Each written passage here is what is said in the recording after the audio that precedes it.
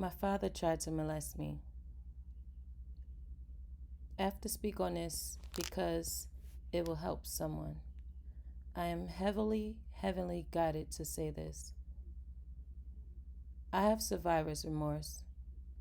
Not because I feel bad it didn't actually end in molestation, but because it is so many people who couldn't fight against being molested. I feel so sad in my heart that I sometimes cry when I hear stories from individuals who have experienced molestation. I mentioned in my past videos that I am a moon child. I speak to the moon and it speaks back. It's God. I understand and understood at 14 years old that God was with me. I was under 14 years old when my father tried to molest me. While visiting him for the summer and actually talking to the moon that night, my father walked into the room he gave me for the summer. The window was to my left, the door to my right. I was on my left side talking to God in my head, looking at the moon. I saw his shadow in the window that he was behind me. He walked in and God said, "Don't move." So I didn't. Then he pulled the sheets down to my knees and I asked God, what is he doing? What is he about to do? And can I move now? He said no. When my dad put his knee in the bed to sit, I asked God, can I leave now? And he said yes. When I sat up and turned in his direction, he was sitting. He had the cover still in hand and he said, "Where are you going?" I said, "I gotta pee." I climbed over him and walked to the bathroom, which was to the left out the door. I locked the door. I could still hear the rain outside. It was raining hard. I looked out the window at the foot of the tub and I saw a fire escape. I thought about going outside to get away, but I questioned, where will I go? What if someone else gets me? And what about Ashley, which is my little sister? Same mom and same dad. We lived in New Jersey and he lived in Ohio. I didn't have anybody as neighbors I could tell, so I stayed in the bathroom. God saw how nervous I was and he said, what to do next? He told me, he said, turn on the water. So I did. He said, leave it on so he thinks you're washing your hands. I said, okay. Then he said, turn off the light and walk out the door. So I turned the water off, turned the light out, and walked out the door. The bathroom light was the only reason I knew he was behind me. So when I walked out the bathroom with the lights off, he couldn't see me leave. God said, walk to the kids' room where Ashley is and get in her bed. My father had 2 kids by his wife at the time, a girl and a boy. My sister and I was from his first relationship. We would visit him in the summer. When I was about 3 or 4, this is when it started. I could remember waking up after going to sleep with him and my stepmom and my sister in one bed with his hands in my panties. I was potty trained at that age. I even told my stepmother sometimes that something was wrong with my little sister and brother because of what we saw them doing when we visited. She ignored me and told him I was lying on his kids, specifically that time his daughter. He was very physically abusive to her, and I even told her one time she didn't have to take it. Empathic 9-year-old me. One day, we had a fist fight, me and my stepmother, and she ended up getting jumped. But yeah, it went down that day. He used to wash us up in the tub and would always joke about a time he, in his words, I remember when I hurt your little pussy. It was very disturbing. One summer, the one I got my first ass whooping in, he beat me till my thighs were bleeding. He wanted to wash me and my sister, but I said that we know how to wash each other, and I was adamant about it. So he couldn't get his free fills that summer, so I knew he was mad, which I only understood after his remark.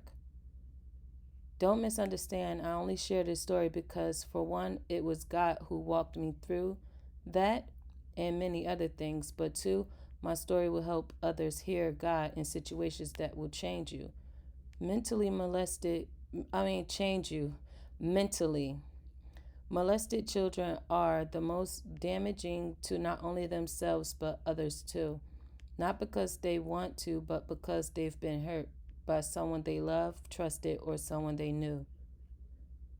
They get into relationships that are not healthy because they don't know what a real relationship should be like. And they are not good to the person that they are in a relationship with if they've been molested. So it's the person who's been molested can be one of the two things: the person who is damaging the other person, or the person who is being damaged by someone who has been damaged. I was mad at my mom for a while because she sent me to him.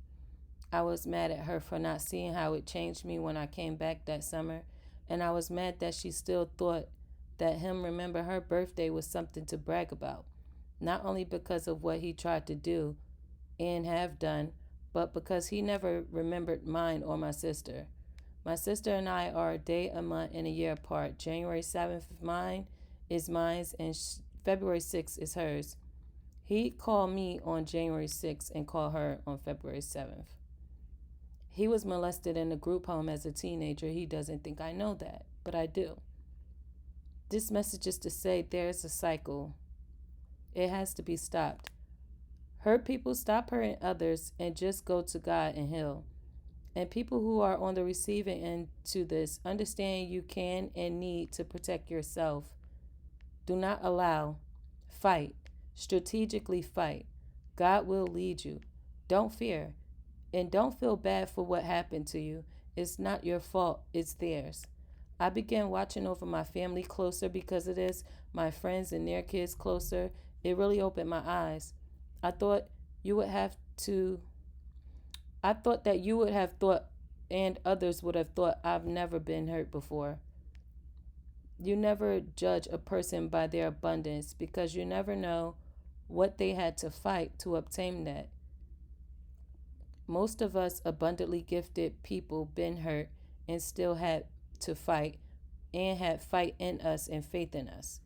We are the ones who are battling every day so nobody else has to go through what we went through. I think I've said enough, but this book is not over yet. It's only just begun. People who have been in jail or foster homes, juvie, orphan, broken homes, they are hurt. They've been hurt, and some are hurting others.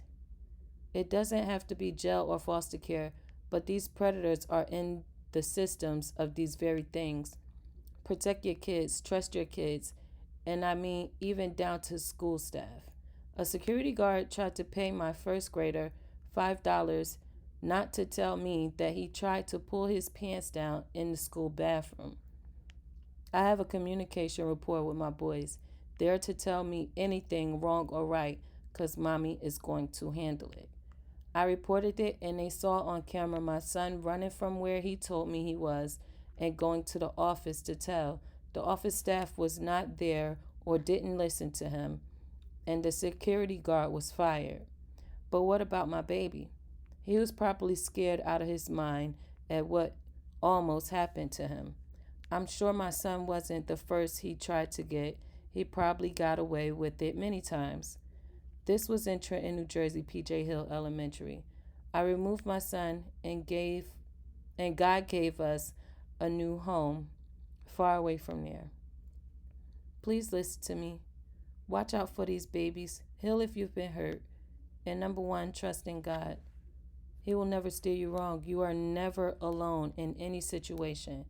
I don't care that you think that because you're down here that there's no heaven and that this is hell. There's a lot of people who say stuff like that. But life is what you make it. It really is. I really feel like if there's something that is wrong in your life, you can go to God and he'll fix it for you. And I also feel like even if you don't say it to God, he knows what you need. So he's going to give it to you. But you have to have a communication rapport with God too, just like you have with other people. You got to be able to talk to him. He's giving you signs, even if you don't think that there are signs there. When things are going wrong, he always shows you the light. He leads you out. And you need to give him acknowledgement for that. You need to thank him for that. I'm sure that people who are watching this have been through some things where they were told what to do in order to protect themselves from what happened, and they either listened and they gave God the glory for it, or they didn't listen and they felt like God wasn't there for them. But if they look back, they will be able to see how if they would have listened to that small voice, because he's not going to yell at you. He's very calm, very loving. He does not want to scare you. So he's not going to yell at you in your head or in your ear or in your spirit. He's going to talk to you calmly. You have to be able to hear him. So when you're going through tough times, scary times, trying times, traumatic times, or times where you're excited about what you're going to do next, listen,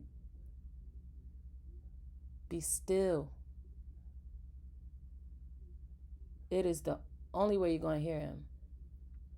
And I give God the glory for protecting my son and protecting me. And for me to be able to speak about these things to help somebody else protect themselves or protect their children, grandchildren, nieces, nephews, all of that. Brothers, sisters, friends, kids, neighbors, all of that. Because I've been the one to speak on my neighbor as well. He is a child molester, but his family who know about him, they will not speak on it. And now that I spoke on it, there's a light being shed on it as well. I trust God. And when God said, keep your child away from that man, you see what he's doing, on multiple occasions. Yes, I listened. And it only took me that first time to see what that man was doing in order for me to keep my kids from him. But after I kept my kids from him and he started showing out, God was like, you see how he reacting? You see what he doing? Yeah. And then he started trying to befriend other neighbors' kids. You see what he doing? Yeah, I see it. He tried to get in my back door after I reported him. He tried to break in my back door. He cut the windows on my screen. He tried to get in my house. He tried to harm me. He even keyed his name into my car. Now, anybody who is not upset that somebody is keeping their children away from them because they have their own motives, they're not going to do those things. But because he had his own motives and is upset that I could see right through him and I listened to God and watched him and reported him, oh yeah, he's upset. He wants to get at me. But that is not my problem. God will handle him. Okay. I think that's it for my messages for today. I'm not pulling cards. That was just a message that I wanted to get out to everybody. And I hope that it helps somebody. I know it's going to help somebody. I know it is. So thank you for watching. And if you don't want to subscribe, that's fine. If you just want to take the messages, that's fine. I'm not looking for, a bunch of subscriptions, a bunch of comments, a bunch of likes. My only hope is that when I deliver these messages, that it really gets to the people that it's supposed to get to. Have a blessed day, y'all.